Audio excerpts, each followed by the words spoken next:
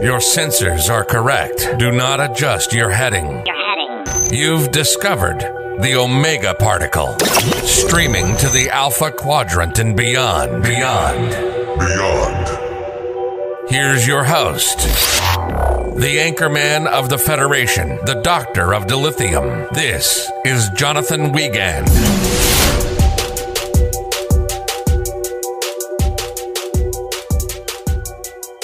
Welcome to the Omega Particle Podcast. I am your lovable furball tribble of an anchorman, Jonathan Wiegand, with half my brain tied behind my back, just to make it fair. So this courtroom setting in Star Trek, and across the entire franchise really, has led to some of the most unforgettable episodes, and some of the best episodes in the series to date. I mean, from the classic two-part, the Menagerie in the original series, to the Next Generations, The Measure of a Man, in Deep Space Nine's episode Inquisition. These episodes bring up a host of ethical conundrums that our beloved Star Trek characters have to go through. Luna, even the films, The Voyage Home and The Undiscovered Country, have their memorable moments with these interstellar trials. And now, finally, in Strange New Worlds Season 2 at Astra Per Aspera, the tradition continues, baby, with an emotionally charged trial involving Commander Una Chin-Riley, better known as Number One. Now, I don't know about you, Luna, whenever they say Una, I think of Una Thurman, which makes me think of Kill Bill, and completely takes me out of it, but that's been from the very beginning, Strange New Worlds, but can't do anything about that. And I mean, this was probably one of the most captivating and thought-provoking episodes in a really long time. It explored a lot of new territories for the franchise while kind of reminding, us longtime Trekkies of why Star Trek has remained such a beloved sci-fi classic. And, it's just a great go-to for these intricate ethical principles in a kind of futuristic way. And again, it's going back to this rehashing of this idea that Star Trek has always been political in some way, shape, or form. It's always commented on current day items and current day issues. And so this is nothing new. And so talking about augments and their acceptance into society and etc., I think it's definitely could be allegory for something else in our own time, but we'll just have to see. I haven't heard anything from the writers yet or from the showrunners, but it's interesting. And it's just been a crazy season so far. Really good. They're keeping the series going strong. So Luna, without further ado, let's get into the review of Ad Astra Per Aspera.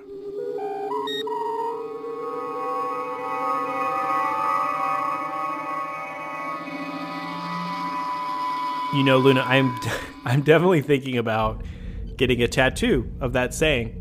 I'm kind of surprised that I haven't heard that before. I'm surprised it didn't come up in Enterprise at all, because, pre-Federation space exploration is pretty much what Enterprise was about. So, yeah, I was kind of surprised I didn't hear it in that show, but I really like it. Maybe a tattoo one day, maybe with, Starfleet shield or something. But we'll see. We'll see. I have about 5 or 6 tattoos, so we'll see. Maybe one day. However, I would say this, overall, Strange New Worlds definitely has a more confident and in-depth approach to storytelling compared to the many older series, With 12 episodes aired so far, the show has experimented, with a lot of different genres and storytelling techniques, and it's resulted in some interesting and unexpected plot twists and subverted tropes. However, the show really has never shined away from taking risk and exploring uncharted territories in terms of the narrative. I mean, if you think about it, the 12 episodes, we've had whimsical rom-coms, we've had dark body horrors to fairy tale fantasies. The series plot is vast and immersive, developing, these twists, like I mentioned, fresh story arcs that keep everything kind of exciting and unpredictable. I really don't know what I'm going to get. I just know that at some point we're going to get the Lower Decks crossover, but until then, I don't know what's going to happen. And they just said in an interview, Anson Mount, that his favorite episode is episode 9 of season 2 because it really does something Trek has never done before. So definitely keeping with that kind of fearlessness and ability to push the envelope. Plus, I think, this execution that the show does, it just adds a lot of depth and nuance to the characters and the themes, making it kind of above a lot of other shows in the franchise, if I had to be honest. To me, I think it's going down some of the best Trek we've had, not of all time, just of the best Trek out right now. I'll say that. And I think it's a must-watch if you're a big Trek fan. I don't think you're going to get people that aren't into Trek to watch it, personally, but I think if you're a big fan of Trek, you probably would enjoy some aspects of it. Now, I know the fan base is clearly divided on new Trek, but if you enjoy it, who cares what anybody else thinks? At the end of the day, the world is so full of crap right now. I can't think of a more elegant way to say anything, is that if you can sit down at home or on your phone, wherever you watch it, and kind of escape for 40 to 45 minutes, who cares? If you like it and you enjoy it, that's all that matters. And so don't be discouraged if people blast you or make fun of you for liking stuff. Hey, it's your life. You do what you want, man. Anyway, so this second installment, Ad Astra Per Aspera, I think it's just a beautifully captivating and masterful courtroom classic, like Law and Order episode that I didn't know I needed it until I started watching it. I was like, oh yeah, this is what I like. This is good. I mean, the only thing else is we just maybe need some iced tea in there to come up and be like, say something hilarious. I don't know, but so just for a recap, the episode is centered around Enterprise's first officer, Una Chin Riley, and facing the legal repercussions for hiding her true species and the, genetic modifications that happened to her before she was born and when she was a little child. So, again, we don't have to rehash the whole episode, but I will say this episode excels in achieving several goals, one of which is the continued focus of the supporting cast. Captain Pike makes more frequent appearances in this episode. He's still, in my opinion, somewhat underutilized, does express frustration and worry a lot, but I just feel like they could have used him more, but that'd be my only take on the episode. However, I'll say Rebecca Romaine? I don't know. Do you know I think she used to be married to the guy from Full House. Am I right? I don't know. That was the 90s. It was crazy. Either way, Rebecca Romaine, I'm going to say that, character is given a deserving moment in the spotlight. She's really highlighted here, and it just provides so much depth to her character's arc that's kind of been long awaited, since she debuted in Discovery Season 2.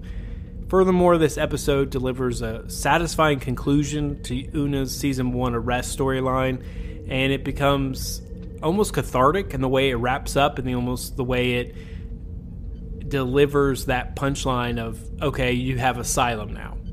And so while the episode still embraces the franchise inclusive and progressive values, it still manages to portray a nuanced view that encourages Starfleet, the Federations, and viewers alike to keep striving towards the best version of themselves, to keep going for better. No matter where you are, what kind of level you're at, you could still be better, to push the envelope. And that's such a great message, whether you're talking about society, a workplace, an organization, and more importantly, yourself. Just because you've reached your goals doesn't mean you can't attain for more. You can't push yourself for more. Whether that's anything you enjoy, whether it be video games, running marathons, I think that's a great overall message to constantly push yourself.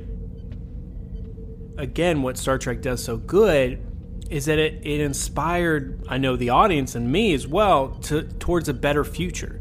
And I think that's something we really need in this time of life on the Earth right now. It's just not about sci-fi gadgets and UFOs and aliens. It's that these characters are center stage and show us the potential of what we can be and what we can become.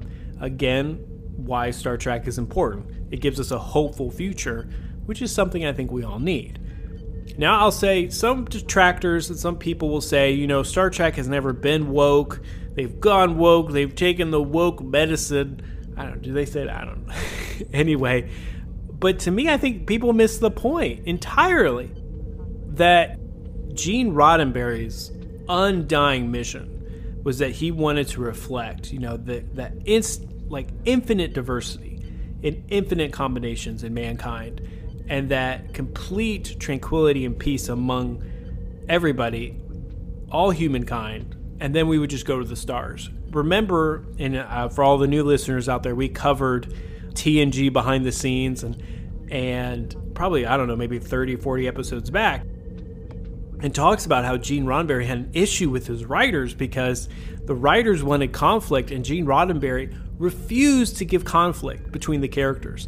All the conflict had to be external onto the internal. And the writers were like, this sucks, it's not good, we can't do anything with this, we can't develop these characters without some type of adversity or struggle with one another. And that's why the first season or two of TNG is kind of a little, campy, a little odd for those, for the crew of the Enterprise. And it gets a little bit better later on. But so that was Gene Roddenberry's mission. And I think it should be celebrated and embraced for, these inspirational qualities and kind of a guiding North Star towards a better future. And I know this, I know what it seems like. Luna's giving me the stink eye or the side eye. It looks like, I'm a Starfleet recruitment video right now, but I'm just saying this is kind of the whole purpose of Star Trek, is that kind of this escapism and better tomorrow. And at its core, this episode is an impressive window for that. And for that self-reflection, to kind of realign your position, acknowledge your errors, and push through to the desired changes that you want. And those changes may take decades to materialize and most likely require an external push to happen. But nonetheless, it's a start. As I forget her name, but as a lawyer gets on, they transport a patch, she's like, it's a start. And so there's nothing wrong with that. Nothing. I think that was awesome. And again, kind of wraps up the whole episode. And moving on, kind of taking a left, I would say the dishonorable discharge and sedition conviction of Una almost seems arbitrary. Nonetheless, Una ultimately advances the right of genetically engineered species, including the Illyrians, though her eventual release from prison, allowing Una to serve an Illyrian in Starfleet, thus sets an important precedent and highlights the success for diversity and inclusion, especially when it happens when you're a child and the child has no say in it, and it's kind of like, okay, why are you punishing me for something that I didn't even want? And to me, it dovetails perfectly into, spoiler alert, on DS9, the show that's been out for 25 years, Julian Bashir, the Doctor of DS9, is genetically altered as well, and he has to kind of hide that from Starfleet, and Section 31 uses that for a while, but that's all I'll say. I don't want to ruin any more. But I would say, kind of going back to Una, it was nice to see her backstory finally revealed, shedding light on her childhood, and kind of seeing how, even from her non-Illyrian neighbors drove her to join Starfleet, and where her strong conviction and space exploration comes from, and her adversity and hardship. And I just was really impressed by that. The episode and was really insightful and really comprehensive, showing, discrimination, struggles, phobias, and kind of getting past that and past that adversity. And I mentioned before the lawyer, that was played by the talented Yateed Bakai, and she delivered an amazing, outstanding performance. And, as a no-nonsense lawyer, Nira, who's determined to, uncover the hypocrisy within Starfleet leadership. But Kai's character is equally invested in revealing which rules the leaders are willing to float and which, they're not, and which ones the rules are exempt from consequences. And it was brilliant display of logic, with the Prime Directive rule violations versus, the genetic altered people serving in Starfleet alternative. So it was great. And I was like, oh, she's got him there. That's perfect. And then alongside her co-star, I think They were former best friend, and maybe even more. I think they had awesome chemistry. It was simply fabulous. It was definitely oozing off the screen, and it made me think maybe there was something more than a friendship, because she was very offended when Una left, but who knows, and we'll just have to see. But if they ever come back to that storyline. But I must say that Nira definitely just excellently shows off the episode's just monologues and about justice and a better society. I just thought they were remarkable. And although I do sincerely wish that the show had more deliberately tackled whether Una's asylum claim would have been worked out for any secret Illyrian officer who wasn't basically the ultimate model minority, as most of the council didn't seem keen on convicting her in the first place. But even the head prosecuting attorney appeared more eager to use Una to put down Pike. However, as Law and Order taught us, as the awesome Dick Wolf taught us, sometimes you have to give the jury a reason to do what they want to do already, and it's quite impressive how well Nira understood that from the very beginning. The science fiction genre provides, in my opinion, just an ample canvas to portray prejudiced mindsets against marginalized communities who are discriminated against or shunned for their differences and may have to resort to hiding their true selves to conform to societal norms. And that's something we've seen in Star Trek so many times, probably across all series. I know definitely, in Strange New Worlds and DS9. So, Astra Per Aspera is it a groundbreaking episode in that regard. And Strange New Worlds never shies from depicting, the consequences of the eugenics war and the human perception of species that resort, to genetic modification.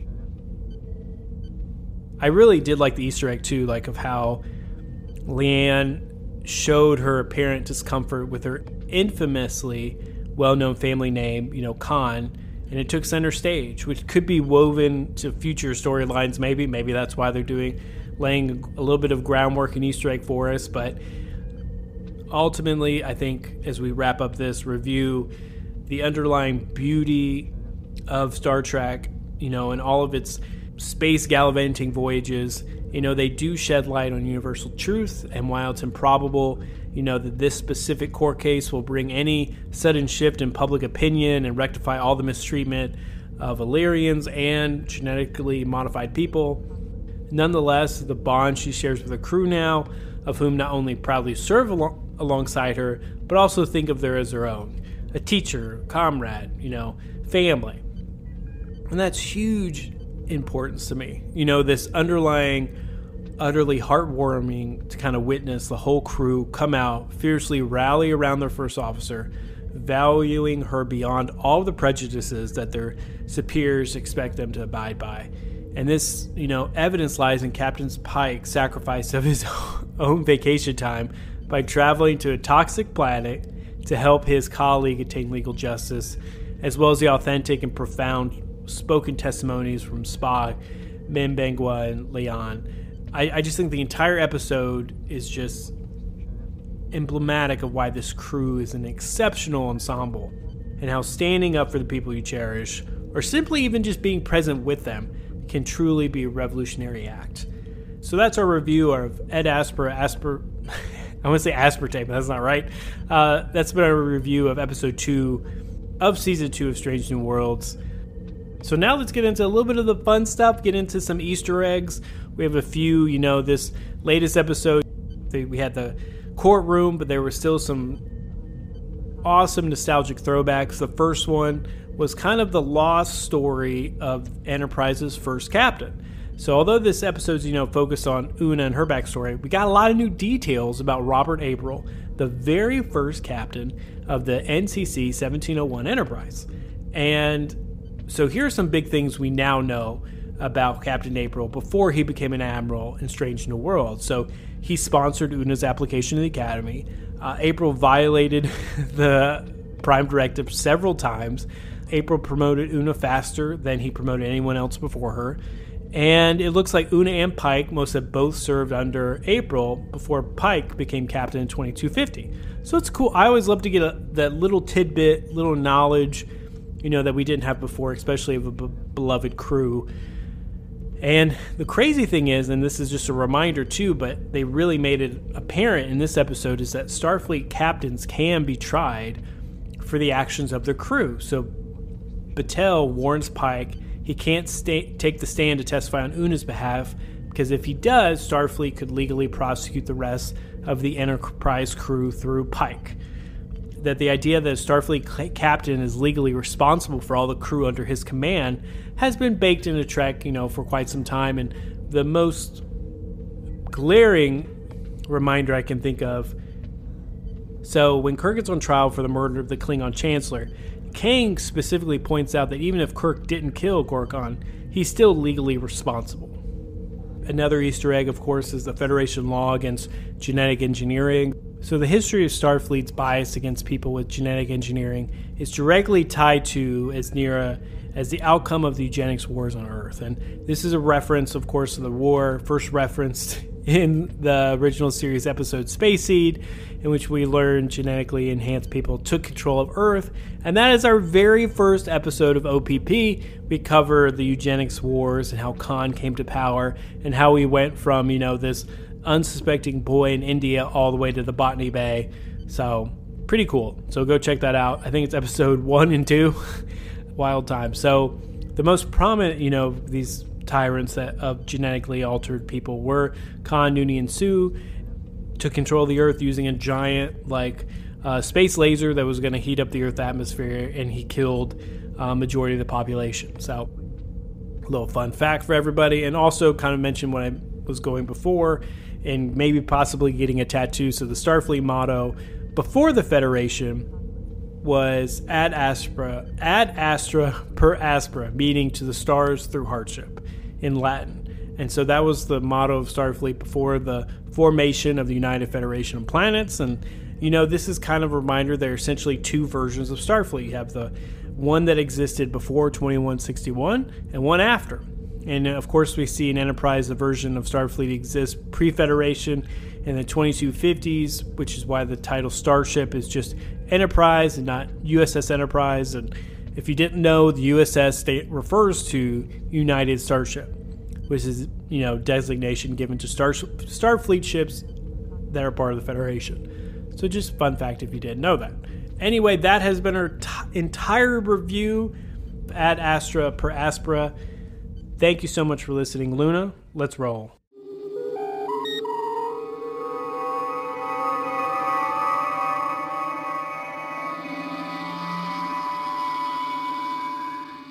Thank you so much for listening, everybody. And boy, it's been a heck of a week. I know there's been a lot of crazy Star Trek news coming out about, Prodigy getting canceled and just a bunch of wild stuff. But never fear. I think we're still in good hands in Star Trek. And I've heard some rumors why it was canceled.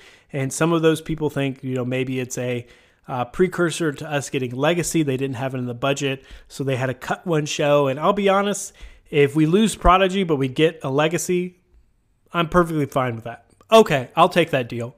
I'll take that deal 10 out of 10 times. Thank you all so much for listening. You can always hit us up on social media with, Instagram, Facebook, Twitter. We're all on there. Love to hear from you guys, interact with you guys. And again, please check out www.jasontalksmovies.wordpress.com for all your awesome movie blog review needs. Check it out. He has some good stuff. I know I'm excited for Oppenheimer. He is too. Don't know if I'll see the Barbie movie yet, but we'll see. Anyway, just a reminder, take care of yourselves and those people around you, everybody. And second star to the right. Straight on till morning.